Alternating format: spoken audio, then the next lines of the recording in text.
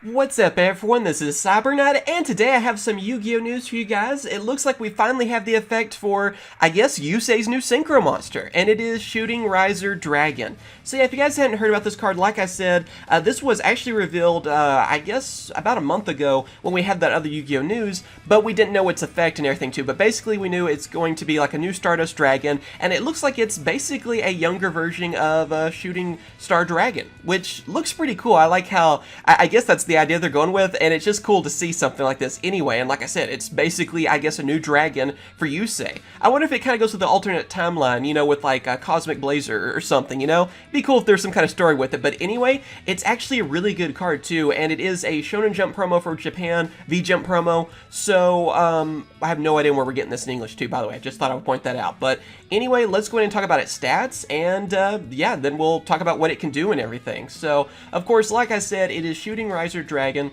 It is a light dragon synchro tuner monster, level 7, 2100 attack, 1700 defense, and it requires 1 tuner plus 1 non-tuner monsters.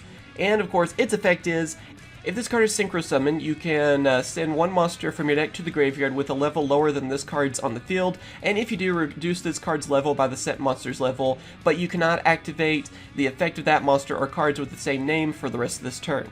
You can only use this effect of Shooting Riser Dragon once per turn. Once per chain, during your opponent's main phase, you can quick effect, immediately after this effect resolves, Synchro Summon using this card you control. So yeah, basically this card is a combination of Foolish Burial and Formula Synchron, or those are the two it reminds me of the most, because first off, with its effect, it acts like a Foolish Burial where you're able to then send a monster from your deck to the graveyard, of course with a level lower than this card's on the field.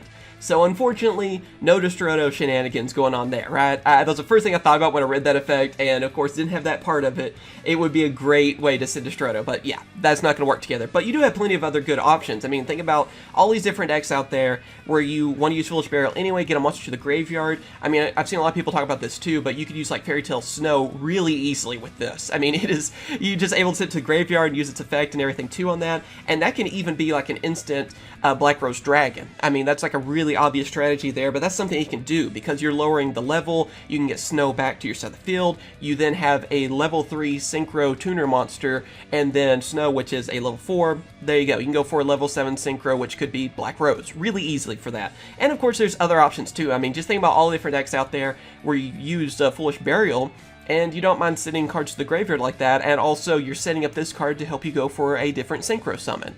So it's a really interesting idea on that. That's why it also too reminds me of Formula Synchron, because you can actually chain this card during your opponent's main phase and go for an instant Synchro Summon, which I think is pretty cool. Again, it kind of leads into the whole Accel Synchro, which we haven't seen a ton of that anymore. I guess Crystrons were the last things that really did that, but I think it's cool how they're, you know, making another Synchro monster that can do that.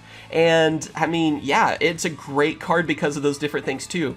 Like I said, first off, great for bringing out things like Black Rose Dragon. I mean, that's like the instant go-to for a lot of people. Even Ancient Fairy Dragon, I guess, if you want to go for something like that. But pretty much this card is something that's definitely going to help out Crystrons and Lightsworns, or like the main two that are the ones I think of when I see a card like this. Not only that, it's going to work really well with Crystron Needle Fiber, because since you're able to bring out a Synchro Tuner monster, here you go. There's an option for that too. So it's a great card. I'm actually kind of surprised by that, because when I first saw this, it's either one of those things where it's like really powerful or not at all, when they kind of play on that nostalgia, you know, giving us like a card that does look like Shooting Star.